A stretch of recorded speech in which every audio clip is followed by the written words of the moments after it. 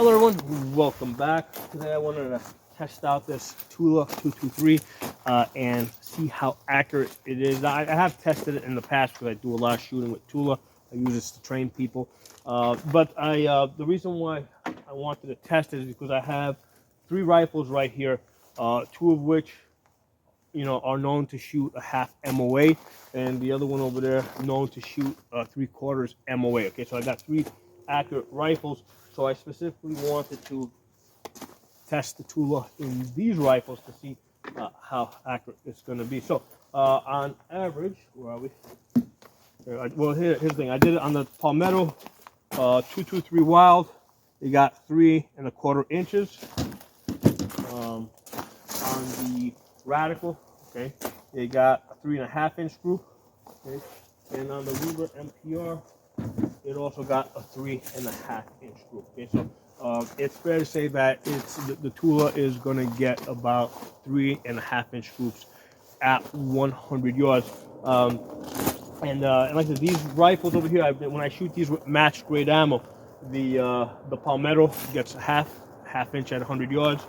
The Ruger MPR, it'll get ½ inch at 100 yards, and this Radical over here has gotten to 3/4. Now I don't get that every single time, okay, but I get it often enough that I can say that that's what the rifle shoot. I mean, obviously I'm not going to shoot my best every time I shoot, okay. So just to compare, I have tested different types of ammunition in these guns over the last couple of days. When I shot the XM 193. That was averaging about 2¾ inches, okay, which is surprisingly kind of very close to what this Tula is doing, okay. So that was averaging about 2¾ inches. When I shot the green tips, okay, that did better, okay. That was averaging closer to about 2¼ inches. Now, when I did those videos, I kind of said that the way I described it, because I shot a lot of, I did a lot of different groups, so. I think I said that the XM 193 was on the high end. The shots were coming in at 3 inches, and then they were trending towards 2 inches. Okay, I think maybe I got one group at 2 inches, but if I had to to pick an average with the XM 193, I would say maybe 2 and 3/4 inches. That's where most of the shots came in with the XM 193. Now with the green tips, right, with the M855s, that did do better in these rifles. The green tips, they were basically, I think most of the shots were coming in at about 2 inches. Okay, so if there were some that were like 2½. If anything, I would say that the average on that was maybe 2¼ inches. Right, having done a lot, having done quite a bit of shooting that day and having tested lots of groups. Okay, so the green tips did slightly better on these rifles, and now with the Tula that I have tested it today, we're gonna say it's fair to say that you're gonna get about 3½ inches at 100 yards, which is important to know because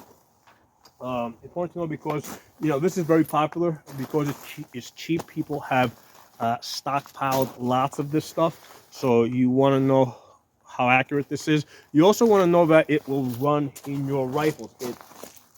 These two rifles over here, both the Palmetto 223 Wild and the Ruger MPR, these are mid-length gas systems, and they are tuned so that they are pretty light recoiling. What I found is with this Ruger MPR, I did have some cycling issues, specifically today because the temperature is about 30 degrees. When I was shooting it last week, when it was warmer, I didn't have cycling issues, okay? But just because the temperature has dropped and my ammunition is cold stored, so that means whatever the temperature outside is what the temperature of the ammunition is going to be. And this being colder means that the ignition process and the combustion is going to be a little bit slower. It's going to be a little bit less powerful. Okay, so as a result of the temperature dropping, I did see some cycling issues in this Ruger MPR, which is a very light recoiling rifle. With the Palmetto 223 Wild, I mean, I know I specifically put an H1 buffer in there. And that's not the case with the Ruger. I think that just the size of the gas port, it's just set so that it's very light recoiling to begin with. But with the Palmetto 223 Wild, initially when I was shooting this rifle, I felt that it was a little hard recoiling for a distance shooting accuracy type of rifle. So I put in an H1 buffer in that, and that naturally brought the recoil down a little bit, right? I don't like using muzzle brakes because it's just annoying. It's just annoyingly loud. So by putting the H1 buffer in there, it softened up the recoil a little bit. That shot fine today. I didn't have any cycling issues. The gun went to lock back, because that's usually a good indication if the gun isn't locking back on the last round. That's an indication that the system may not be gassed enough. However, I have noticed that when newbies shoot that rifle, sometimes they will have lockback issues, okay, or the occasional jam. So a newbie that maybe isn't holding it as firmly as I'm holding, is gonna have some cycling issues. Oh, the other thing is, like right now it's 30 degrees. What happens when in a couple of weeks when the temperatures drop to -10 degrees? I suspect that as the temperatures drop, and like I said, this ammunition is cold stored, I suspect that maybe I will also start having some cycling issues with that rifle, right? In which case, I may decide to put in a lighter buffer weight, okay? Now, with this Radical over here, okay, now this is a budget beater, even though it shoots a .75 MOA. I use this primarily to train people year-round, and basically I have it. When I shoot this rifle, normally see that the cases are ejecting basically at like the 1 o'clock position. Okay, so it's basically almost an overgassed system that will work when the gun is dirty, when it's like freezing outside. And for that reason, I know that this gun is going to work when the temperatures are like -10 degrees, and I know because I've had this rifle now for a couple of years, and I train people all through the wintertime. So that's one of the things just to be aware of, that as the temperature drops, if you've got especially with the Tula, right, which is a little softer, right? The velocity on this for a 55 grain bullet is about 100 feet per second compared to other target, 100 feet per second slower compared to other target ammunition. Okay, so the Tula 223 is a little bit slower, okay, even in the summertime, right? Especially as it starts getting colder, you might start getting cycling issues, and people over the years have reported issues with their rifle not cycling with Tula and stuff like that, and it's for that reason that this does run a little bit slower, right? Just 100 feet per second slower out of a 16-inch barrel compared to other 55 grain bullets.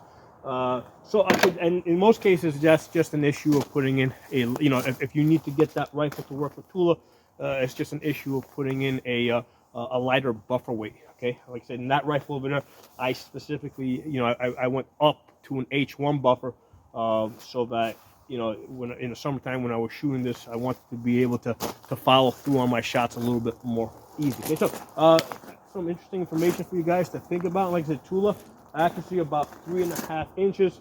I kind of knew that because that's what I had shot in the past. What I really didn't know, I have been shooting it in this rifle now for a couple of years.